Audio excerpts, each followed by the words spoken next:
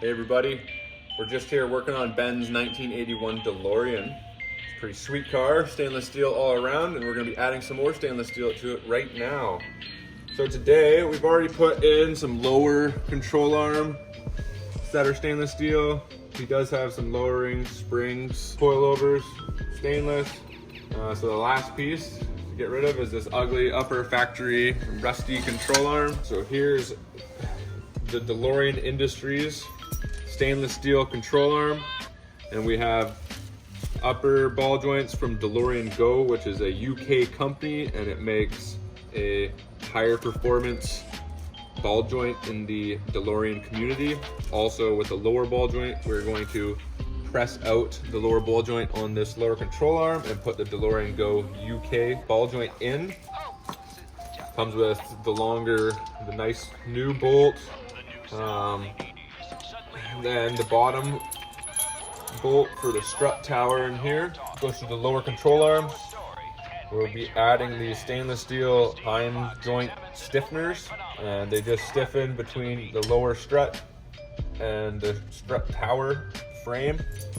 One go on each side just like this, and the whole front end's gonna be stainless when we're done this on these awesome upper control arms. They're hidden right now, but where this grease nipple is, you can kind of see it's got a slotted hole, which gives you 1/2 inch, 3/4 inch of camber adjustment for the upper control arm, so we can get that nice fitment that Ben's going to be looking for when we install airbags on this. And the upper ball joint is now greasable, as so the lower ball joint. Upper ball joints are normally greasable, but the lower ball joint is not greasable with these Delorean Industry ball joints. So definitely improvement coming. Just a quick explanation on exactly how we're gonna go about doing this job. I already popped off the tie rod lock nut. You just wanna make sure you keep pressure on it to keep the seat tight, so you don't spin the whole ball joint inside the tie rod. And then this one just popped out very easily. We've replaced the steering rack on already. Then we're just gonna go ahead. I'm gonna keep the brake caliper attached to the hub and rotor. I'm just gonna wire brush off the threads, get a little bit of a penetrating lubricant on them, and then with wrenches, I'm just gonna undo both these bolts, possibly bang on here with a hammer. On the other side, I was able to, well, maybe show you, but just take a pry bar once you get this nylock past the threads, so you don't end up just spinning the ball joint after you break the seat in the knuckle. And then I just pried up between the two, and it just popped the seat out. On the top one, I just gave it a little hammer knock, and it popped out really easily. So we're gonna do that. We're gonna put the whole assembly out of the way, and then we can go about pressing out our old bearing and pressing in our new bearing. And then on the upper control arm, we just have one bolt. It just slides out fairly easily. This one might be a little tighter with our accumulator here. Hopefully they're not seized for you. We had seized lower ones, which were a pain in the rear end. We figured that out. That's how she's gonna go.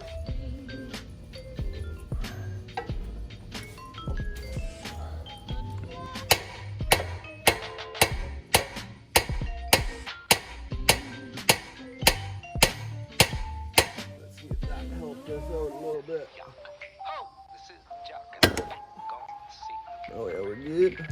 We're good. Hit the camera. Shakes. It's all beat and all talk. It tells you a story and makes you want to dance. Steve Fox examines an overnight phenomenon. Rapping to the beat. Just a little hint if you haven't done ball joints that much. If you are gonna crack the seat of the ball joint, don't either leave this off, the nut off 100%, or have it on so that you still have all your threads, or else you can rip out the threads if you're reusing that ball joint. Just a little tip.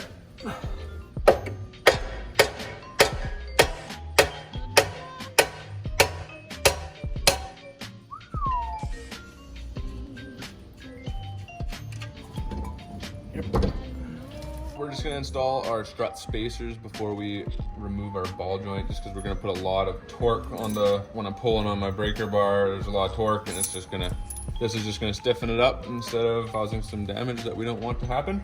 Anyways, the strut heim joint stiffeners have 2 sets of bolts. The longer bolt has spacers on each side that are symmetrical, and that goes through the strut tower and your lower control arm. Then we have our bolt with 2 different size spacers. The larger spacer goes to the rear side of the vehicle, so your heim joint just sticks in there like that. According to some online communities or specific people, they don't like the use of heim joints in this manner. We're not opposed to it, and we haven't experienced it, so we're going to give it a shot, and if we come into issues later, then we'll just address it at that point. There is another set of stabilizers that's made, and also, or actually made by more than one place, but Delorean Go sells them, and they're more of a plate style with a bushing, just like a bracket. and they're not adjustable. They don't have the turnbuckle style in it for tensioning, so they just go right on there. And there's people that have also fabricated their own. The general consensus though is that the factory lower control arm is a weak point in the suspension, not known for its stability. Delorean Tech did a fantastic video showing these actual stabilizers in place and how they are supposed to work to eliminate some of the roll from the single mounting point. It basically just triangulates the suspension much more like a modern sports car. Not going to be perfect. There's definitely some designs that can be done differently to build a fuller lower control arm in general. But this is what we've got, and we really like Josh at Delorean Industries, and we have nothing negative to say about his products. So very happy with this so far. It's on the other side, looks great. Once the wheels are back, we'll give it for a drive and give a real report.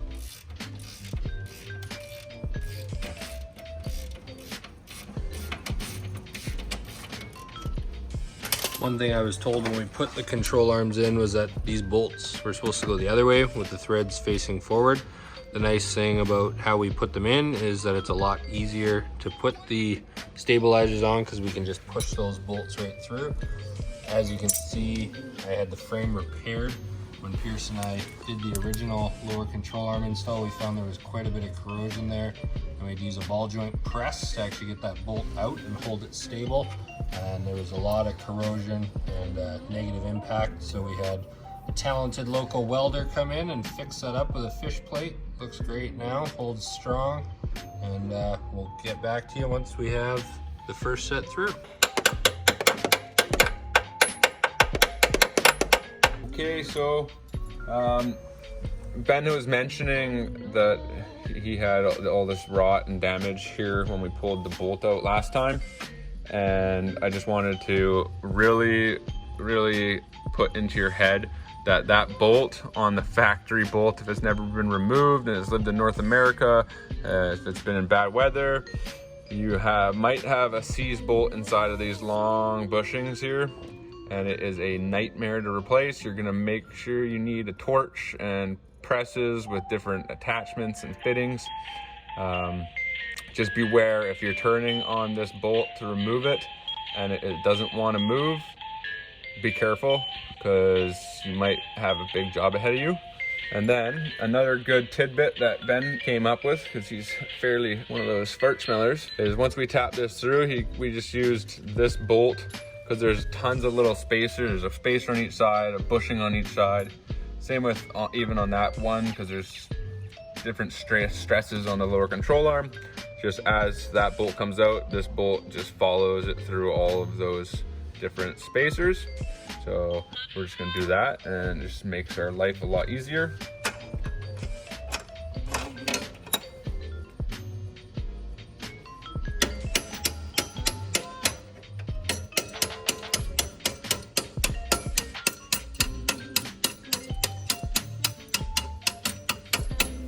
When I did it on the other side, I did have to jack it a little bit because there is a lot of stuff there. The Pierce has more surgical-like precision than me.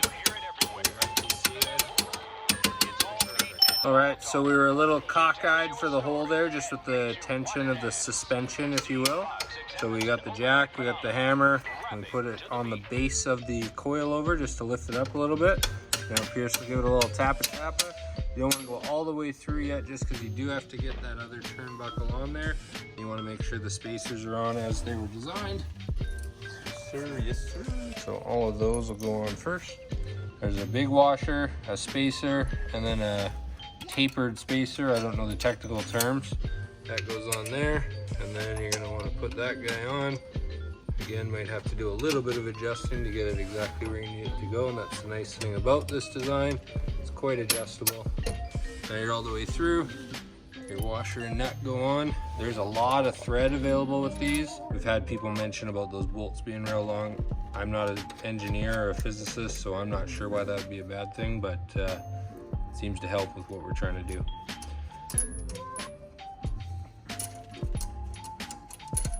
And that's it. I'm gonna tighten it up, hold it in place. One of the things you want to do with suspension at the end is, once I do get the wheels back, we're gonna do a proper tightening of everything once it's on the weight of the car on the wheels. But to get things snugged up, you can do that while it's up like this. The instructions, and we can show this after, were that they should be turnbuckled to a position where they're tight out, but they can actually rock back and forth on the turnbuckle themselves. And we'll show that in the next segment. Okay, for your adjustment on your strut brace rods, you're gonna want to, with your hand, just turn them. This is pulling them in, but you're gonna want to turn them so they're pushing out on your control arm. So they're just making it longer. Both are getting longer, let's just say. They're stiff right now, so these heim joints aren't moving. We don't want that. Now we want to loosen them. Well, basically we can screw in these lock nuts if they're free, which they're not all free, but basically now we're just gonna go back where you can move them freely, and then we'll tighten our jam nuts just so that you're not pushing and straining anything, but if it moves that way, then it gets tight. One side is right hand and one side is left hand when you're tightening these up, just so you know, because I was trying to turn it lefty loosey and it was not going that same direction. Now that they're tight, it did change a little bit. I think this one's slightly looser than this one. So now we can just do our fine adjustments and make them so that they have even tension. I'm just gonna run this wire bore brush through our hole that the bolt goes through, just to help prevent any further seizing, and just makes everything a lot easier to go together and less corrosion. So that's what I like to do on all bores. Quick rundown on pressing out this lower ball joint. Kind of sucks because you got this round top to press on. I guess you could potentially push down on here if everything was perfectly lined, but we have a tool that will go over and give us enough purchase to push on this rounded area. You gotta pull the boot off so you can get at that. It just has a spring clamp. Yeah, basically you just need to do like what you gotta do on most ball joints, and try many different sizes of spacers and try to push it from this side or push it from top and bottom. And I think we have a technique now since we already did the other side, so this should go fairly smoothly. As with all ball joints, you want to make sure everything is as lined as possible at all times, in and out, because you don't want to damage the outer race that you're pressing into, because then you got to replace your lower control arms, and they're not as a replaceable unit as a ball joint is. So we're actually pretty good here, even though it's round. We're just gonna slowly tighten her down until she pops. Ciao! This one's so much nicer than the other side. Ooh. And voila! Now you just need to clean out your hole and shove a new one back in there. So we had mentioned earlier that these ball joints are the ones that people are considering to be the best one. One big thing is obviously they got a grease nipple on the ass end of them that the ones that came with the lower control arms don't. There's nothing wrong with this ball joint. There's nothing that we're saying is negative about it. These are just the universally decided through the Delorean community that these are better. So yeah, you have a grease nipple here. And then if you look at the top end of it, this one has movement in all directions. It's a full circle. And you can see this one, if you hold it up closer to the camera, Pierce, it's only gonna go in one direction. I'm, again, not a mechanic or a engineer. I don't know if that makes it better or not, but that's just the differences that we notice when we have the boots off. And then this one we have the boot off, because if you try to press it through with the boot on, it'll bind up on the races, and that's no good. Okay, just like taking it out, especially so you want to have everything as even as possible. So you just don't want to push right on the middle of your where your grease nipple is, or anywhere where the seal is, because then you'll damage it. You want to go into a solid spot that's going to be pushing against a solid control arm, as you see. Yeah, so then when you're doing this, you just don't want it to cock sideways at all, because then it's just going to make your hole larger as you go up on an angle, and you don't want that going in or out. Oh, sloppy horse. Nobody wants a sloppy horse.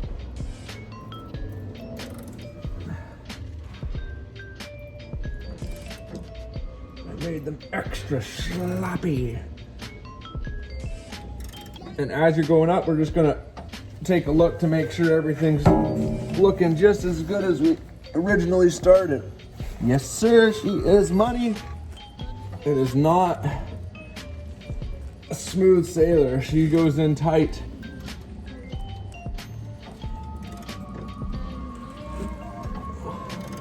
Ooh, happening. Let's just make sure everything's good. She looks good, she's just tight. Just gonna do a small adjustment. Gets a little easier once you start sliding in, but she is super tight. And that stainless is a little harder than most control arms. This looks good. She's tight though. She is so tight. That is a freshly pressed ball joint. Snap ring coming right now. And with the beauty about the snap ring is you can see if you're fully seated and even. Just go in your home, snap ring. Just go in your home. The upper control arm does come with your hardware, and you get 2 little stainless spacers. I'm just gonna put my bolt in like this with my spacer on there. And we'll get the first one in, and then we can use a pry bar and just open this up a little bit to slide in, because it is in a tight fit. At least it was on the other side.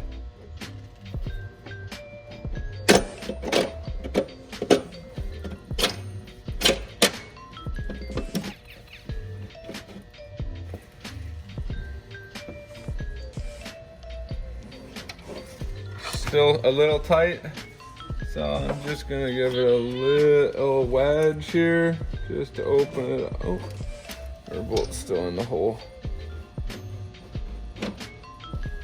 Just to open it up enough to fit this guy in there. All right. Just wiggle, wiggle, wiggle, wiggle. The bolt that's really long, you can't get it in from the back anyways, because the fiberglass body is in the way. And on this side, our AC is in the way. So we got our 2 spacers in, now washer and nut. Technically, you want to tighten this when the vehicle is on the ground on its tires sitting in its ride position. We kind of sits about right there. The old one I just kind of remember and looked at and took photos of where the old one was sitting, and we're just going to start with that and go from there. Now I'm just cleaning up the knuckle. If you got wire wheel or Scotch brake pad, just clean up where these boots are going to sit basically, and where your nut's going to go, because just you don't want dirt in there or anything to cause it to be on crooked, or rust that's going to break and then the nut's going to be loose. So just clean those up. And I also use my little bore wire brushes just to go through where these where the taper actually sits in the knuckle, and then give it a wipe with a rag so there's no dust. and installer. Okay, we're just taking our entire knuckle and brake assembly and pulling it over here. Don't hit your brand new boots. Everything's nice and clean and wiped down. Sits right on our ball joint. I'm gonna put our brand new castle nut. The Delorean Go lower ball joints actually do come with just a normal nylock, and then they have the option to buy the castle nut. Oh. I just opted for that at the advice of Josh from Saskatchewan. Not sure how to say his last name properly. Don't want to butcher that on him. Shatterneck? I don't know. I don't have it in front of me, so I have no idea. There we are.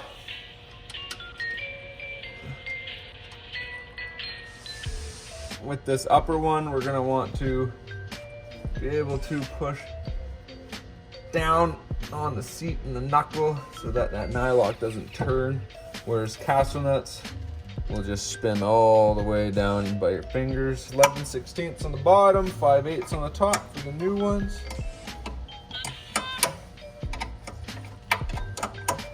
Don't forget to tighten your ball joint grease nipples, or your Zerk fittings as they're called. And you just want to tighten them. There's probably a torque, and we're just going to tighten it to where it's fairly tight, and then go a little further to find your cotter pin hole. Don't go back after it's tight, because then you'll end up easily getting a little bit of play in there. You don't want that. We're going to leave it just like that, and now we're going to get a little rag.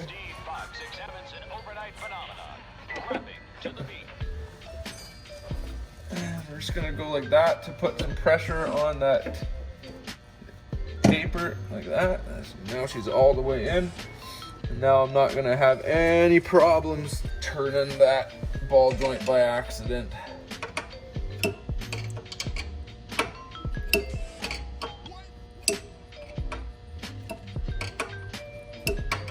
You can do this on the side of the road if you got the right tools. But nobody wants to do this on the side of the road. We even have a shop here and we're still pretending we're on the side of the road for you guys. Yeah, the other side we found the cotter pin was a little big for the hole, and we double and triple checked that it was lined up, but It's just too big for the hole. It's too big for the hole. like I said, the castle nut and the cotter pins are a separate purchase, so I'm not interested in going through and drilling those out. So we'll grab one of the cotter pins we have in our cotter pin set. This fits nice. That one fits way nicer. Still nice and tight, but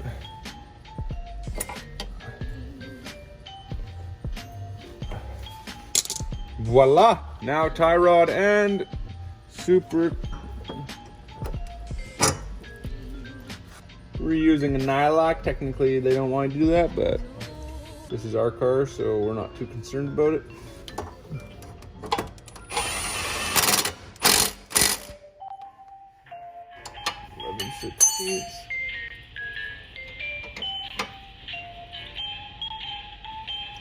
Tight. Now the only thing that's left to do, Tighten down our the grease nipples. This one is inside of here, so we need to use a needle greaser because got myself a little adapter here. Come on, baby. There you go. Yep. Take a look under there. See if you got any coming on. There you are. Squirt it a little bit. And the bottom we can just attack with the normal grease fitting. Good to go.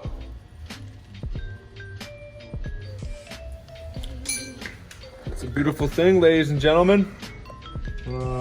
Yeah, now we're just waiting for Ben's sick DeLorean wheels getting powder coated chrome black or black chrome. So to recap for tonight, new upper control arms with camber adjustment, which we did set all the way in because I do run 15-inch rims up front.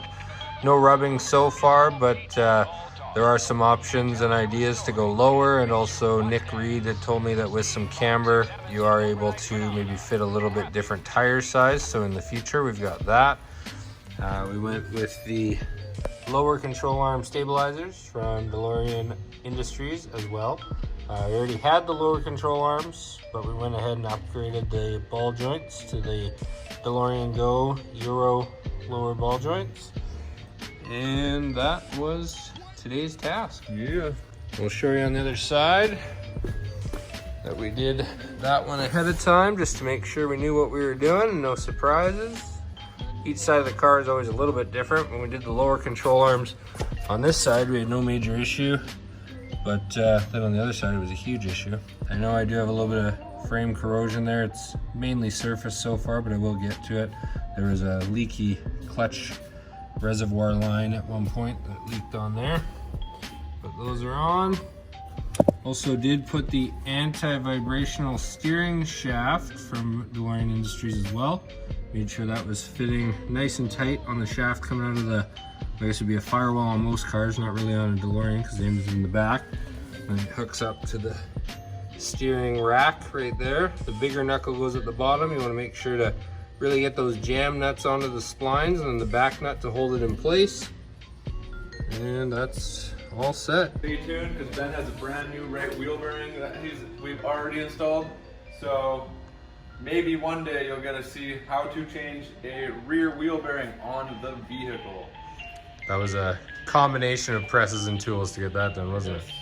But we figured out the best way to do it, and you can do it on your vehicle. And if you want to see that, keep watching, subscribe, like, comment down below, and maybe Ben will say, hey, $110 for a bearing, and get one installed for you guys to do to your own car.